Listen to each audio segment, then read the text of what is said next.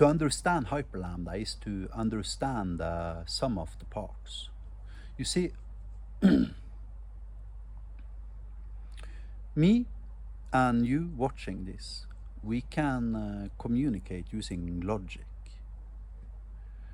If you ask me what time it is, for instance, and I say, look at my wrist, and I say, "Ooh, your bus is leaving in 3 minutes. Hurry," then that's probably going to change your behavior, purely statistically speaking, at the very least.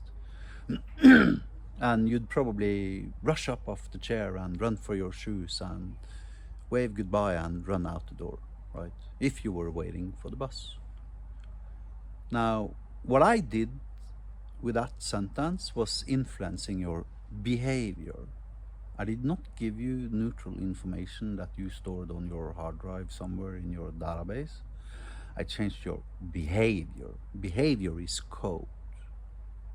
Information is data, right? So me and you, we can communicate using logic, which allows us to influence each other's behavior because we have a natural, biological based security system built in that, prohibits us from doing everything everybody wants us to do.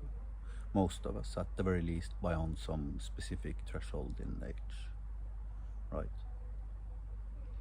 Now, computing doesn't have that, so I can't send code to your server, or I can.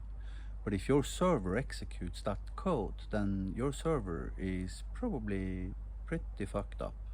That's called remote code execution and is basically 99% of every single time you ever read about anything being hacked.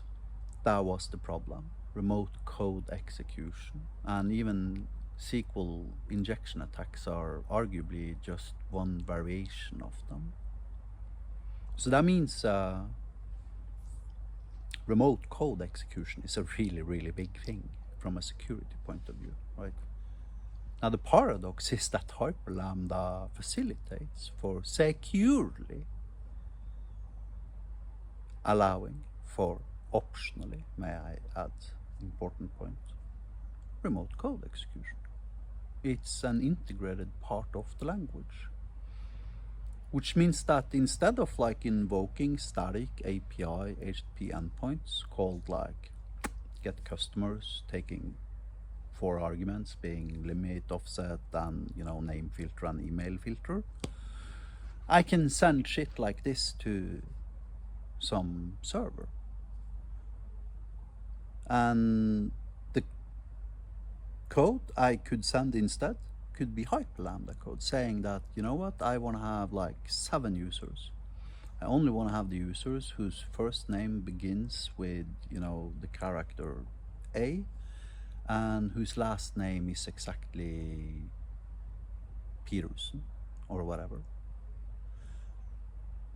And then that hyperlambda code could be securely executed, and you could have returned the result back to the caller, right? At which point you have the same as me and you have, the ability to transmit logic back and forth between 2 sentient members of the Homo sapiens species.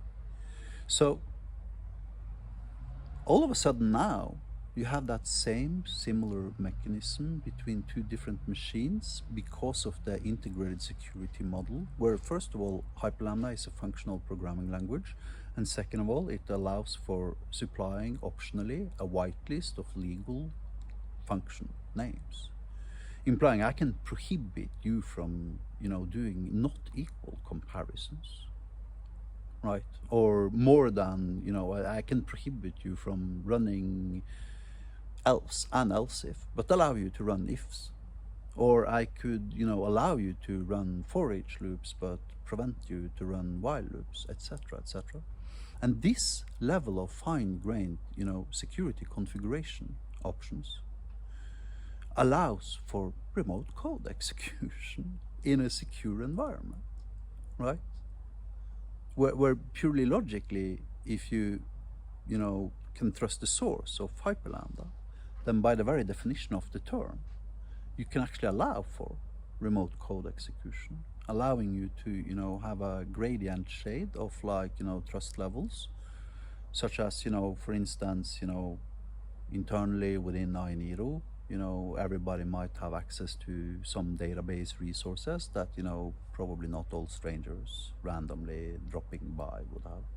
But still, everybody would have like some minimum amount of capability, and at the very least, the ability to ask for the vocabulary, get it in return, use it for the benefit of being capable of dynamically creating natural language based queries, invoking an HTTP endpoint that returns JSON result based upon the logic I transmitted in my natural language query to the other server, and based upon my access control rights on the other end, right, I am allowed to execute said code or not, down to the very, very, very, very tiniest building block of the language, the function invocation, which is everything in hyperlambda, because it's a functional programming language. So now all of a sudden, you have a natural language based logic communication protocol allowing two or more different entities to transmit logic back and forth the same way me and you as human beings are, except it's for the machine.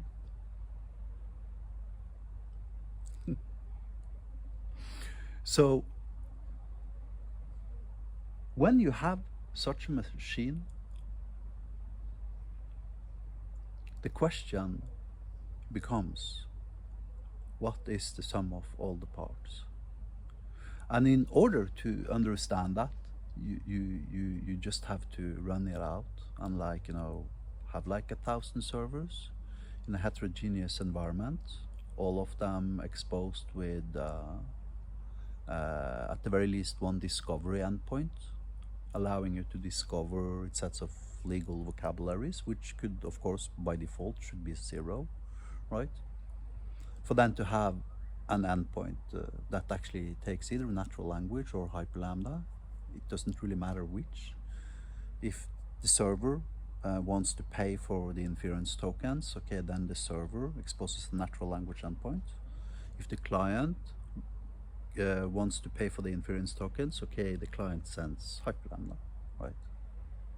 But the point is, this is code being securely transmitted over the network, which, thanks to hyperlambda's built-in security model, prohibit remote malicious code execution and only allow for good remote code execution, allowing the machines to transmit logic back and forth between each other.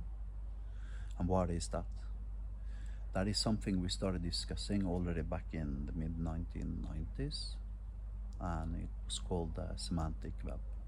And it was basically just a code word for AI, really, but nobody dared to, utter those two words out loud back then, because that was at the peak of the AI winter.